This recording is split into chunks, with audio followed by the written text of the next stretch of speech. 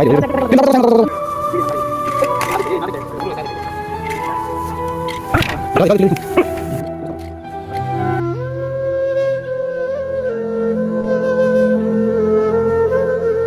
মাঝে বিশাল গর্ত।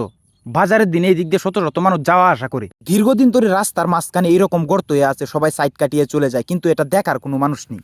গর্তটা এতটাই বড় ছিল, কাজটা ছিল খুব কষ্টসাধ্য। তবে আমরা নিজেরাই উদ্যোগ নিয়ে এই কাজটি আমরা করে দিব। গর্তটি ভরার জন্য আমাদের পাশে এলাকার লোকও ছিল।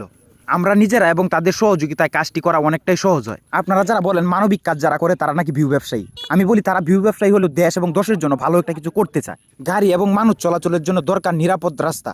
এই জায়গাটা এতটাই ভাঙা ছিল যে এই দিক দিয়ে আসলে মানুষ এবং গাড়ি যাওয়াটা অনেকটাই অসুবিধা হয়ে পড়েছিল। আমাদের এরকম মানবিক কাজে যদি 10 জন মানুষের উপকার হয়, একজনে কিছু বলুক, তাতে আমাদের কিছু যায় আসে না। দীর্ঘদিন ধরে রাস্তার মাঝখানে এরকম গর্ত হয়ে আছে, সবাই সাইড কাটিয়ে চলে যায়, কিন্তু এটা দেখার কোনো মানুষ নেই। এইরকম কাজে আমরা সকলের ভালোবাসা ও রেসপন্স চাই, যাতে করে এইরকম মানবিক কাজগুলো আমরা সবসময় করে যেতে পারি। কথায় আছে 10 মিলে করি কাজ, হারে জিতি নাহিলাজ। আপনাদের কাছে এইরকম ভিডিওগুলোতে একটু রেসপন্স চাই। এইরকম ভিডিওগুলো আপনারা একটু শেয়ার করবেন, যাতে করে অন্যরা দেখে এই ভিডিওগুলো করতে উৎসাহিত হয়।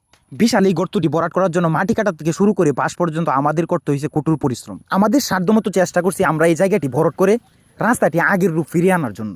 তো এইরকম মানবিক কাজের যদি পাশে আমরা সকলে দাঁড়াই, তাহলে মানবিক কাজগুলো করতে তারা অনেকটাই উৎসাহিত হয়। আমরা চাই আমাদের এই পরিশ্রমের যেন 10-এর উপকার হয়। অবশেষে রাস্তার এই গর্তটি ভরাট করার রাস্তা যেন এক ভিন্ন রূপ ফিরে পেয়েছে। মানুষ এখন স্বস্তিতে চলাচল করতে পারবে, যে কোনো গাড়ি এখন সহজে যেতে পারবে। এরকম ভিডিওতে আপনাদের কাছ থেকে একটু ভালোবাসা আমরা পেতেই পারি। এরকম ভিডিওগুলোতে সবাই একটু রেসপন্স এবং ভালোবাসা চাই। মানবিক কাজের পাশে দাঁড়ায় আসেন আমরা সকলে।